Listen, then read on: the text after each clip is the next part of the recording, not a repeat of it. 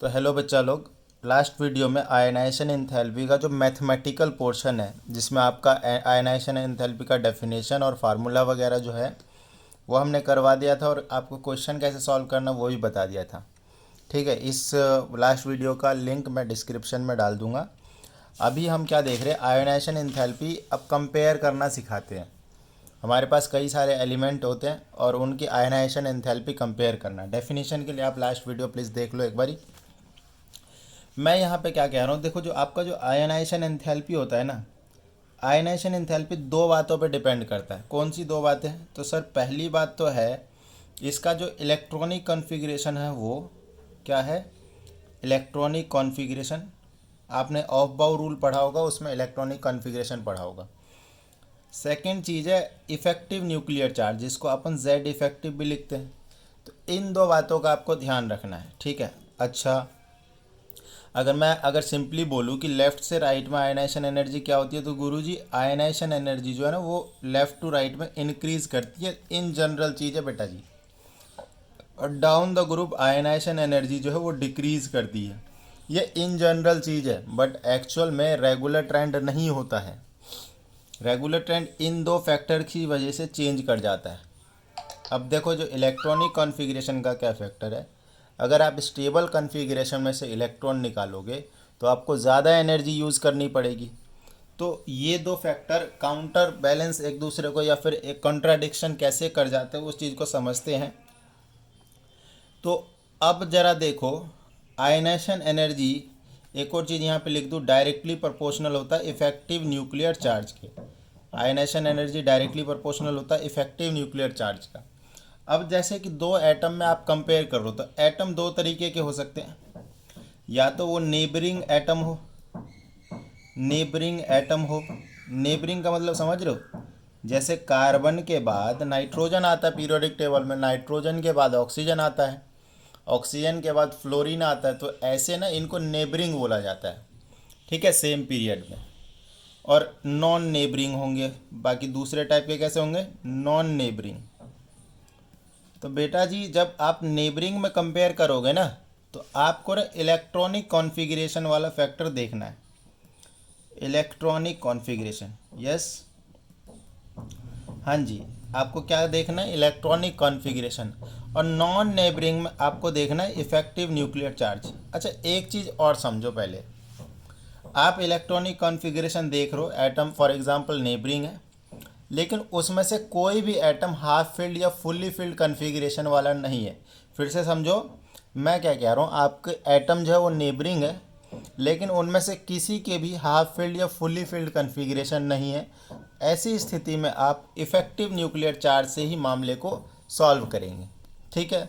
और नेबरिंग अगर उनमें से कोई भी एक हाफ फील्ड या फुल्ली फील्ड होगा तो उसका आयनाइजेशन एनर्जी ज़्यादा होता है, ठीक है। मतलब ionization energy is directly proportional to stable configuration.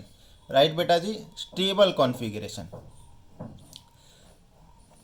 Sir जी समझ नहीं आया, आपको एग्जाम्पल से समझाते हैं। देखो जैसे कि मैं तीन एटम ले लेता हूँ, कौन से तीन ले लेता हूँ, एक ले लेता हूँ मैं बोरोन, एक ले लेता हूँ कार्बन, एक लेता हूँ नाइट्रोजन। क्या ये तीनों नेबरिंग है? हाँ जी, कार्बन का नेबर नाइट्रोजन और बोरोन का नेबर कार्बन। लेकिन क्या बोरोन और नाइट्रोजन नेबर है? तो नो, ये दोनों नेबर नहीं है। तो सबसे पहला काम क्या करेंगे, आप ना इंक्रीजिंग ऑर्डर में ऐसे अरेंज कर लेंगे, राइट।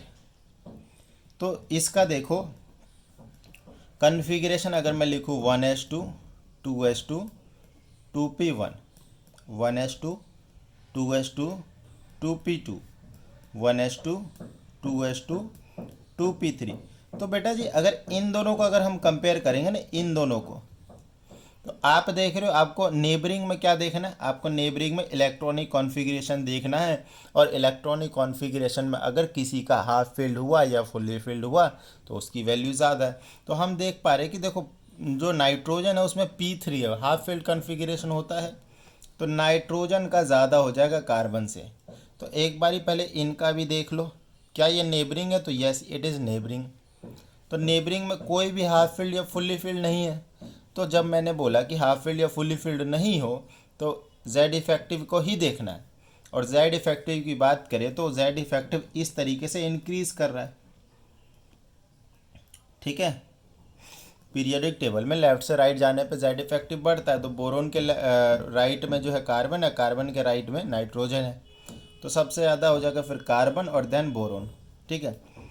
एक और एग्जांपल लेते हैं सो दैट कि आपको चीज़ें एकदम एक्चुअल क्लियर हो जाए ना। कार्बन, नाइट्रोजन और ऑक्सीजन को लेते बेटा जी, तो इससे क्या होगा तो ज़रा समझते हैं। कार्बन का होता है 1s2 2s2 2p2, यस बेटा जी, yes 1s2 2s2 2p3, 1s2 2s2 2p4। अब ज़रा समझो, इन दोनों में क्या देखेंगे, आपको याद होगा नेबरिंग एटम है तो आपको इलेक्ट्रॉनिक कॉन्फ़िगरेशन देखना है। और देखो ज़रा इसमें नाइट्रोजन जो वो हाफ फिल्ड कॉन्फ़िगरेशन वाला है, तो मैंने बताया कि हाफ फिल्ड या फुल्ली फिल्ड की आयनाइजेशन एनर्जी ज़्यादा होती है, तो आप नाइट्रोजन के टॉप पे रखेंगे और फिर जो दो रहेगा उसको कंपेयर करेंगे, इन दो को आप कंपेयर करोगे, राइट, यस। इन दो देखो नेबरिंग तो नहीं है, और जब नेबरिंग नहीं होते तो इफेक्टिव न्यूक्लियर चार्ज देखना है, और इफेक्टिव न्यूक्लियर चार्ज जो है ऑक्सीजन का ज़्यादा है और कार्बन का कम है, तो इसके बाद कौन सा हो जाएगा, ऑक्सीजन हो जाएगा, देन कार्बन हो जाएगा। होपफुली आप समझ गए होंगे। आपको देखो खुद से प्रैक्टिस किसके बारे में करना है, आप boron, carbon, nitrogen, oxygen, fluorine, इन सब का आप खुद से एक बार कर सकते हैं। और अगर आपने कर लिया तो प्लीज़ कमेंट में इसका आंसर करो ऑर्डर में लगा के, ठीक है। तो ये वाला कर देना। मैं एक और चीज़ आपको यहीं पे ऐड कर देता हूँ, सेकंड आयनाइजेशन एनर्जी। तो आपको सेकंड इलेक्ट्रॉन निकालने वाली आयनाइजेशन एनर्जी, फॉर एग्जांपल देखो मैं सोडियम एंड मैग्नीशियम का ले रहा हूँ, मैं इसका IE1, चलो IE1 आप खुद करेंगे, इसको भी कमेंट में आप करेंगे कि इसमें सोडियम या मैग्नीशियम में से किसका ज़्यादा होगा। मैं सोडियम एंड मैग्नीशियम का IE2 बेटा जी कंपेयर करके दिखाता हूँ। इसका क्या मतलब है, एक इलेक्ट्रॉन पहले ही निकल चुका है, सेकंड इलेक्ट्रॉन निकालने की बारी है। तो एक इलेक्ट्रॉन जब पहले ही निकल चुका है तो ये Na+, और एक इलेक्ट्रॉन इसका भी निकल चुका है तो Mg+। अगर कन्फिग्रेशन लिखेंगे 1s2 2s2 2p6, वैसे देखो 2p6 3s1 होता है, लेकिन एक इलेक्ट्रॉन मैंने क्या बोला, पहले ही निकल चुका है। तो अब जरा देखो इन दोनों में क्या है, ये जो है ना फुल्ली फिल्ड है, ये क्या है, फुल्ली फिल्ड है, तो ऑब्वियस सी बात है सोडियम प्लस का आयनाइजेशन एनर्जी काफ़ी ज़्यादा होगा मैग्नीशियम प्लस का। आप समझ पा रहे हो, ये ना नोबेल गैस कॉन्फ़िगरेशन अटेंड कर चुका बेटा जी, नोबेल गैस कॉन्फ़िगरेशन। और जो नोबेल गैस कॉन्फ़िगरेशन अटेंड कर दे उसकी बहुत ज़्यादा वैल्यू हो जाती है, ठीक है। तो आपको क्या करना है, इनके आंसर आपको कमेंट बॉक्स में करना है, कंपेयर करते हो, ठीक है। तो इस तरीके से आपका ये वाला टॉपिक भी ख़त्म होता है। हमने कंपेयर करके भी सिखा दिया आपको, और हमने मैथमेटिकल भी सिखा दिया आपको। क्लास 11th केमिस्ट्री के चैप्टर 2 और चैप्टर 3 में इस टाइप के क्वेश्चन मिलेंगे, वेरी इंपॉर्टेंट है एग्ज़ाम पॉइंट ऑफ व्यू से। फिलहाल इतना ही, थैंक यू।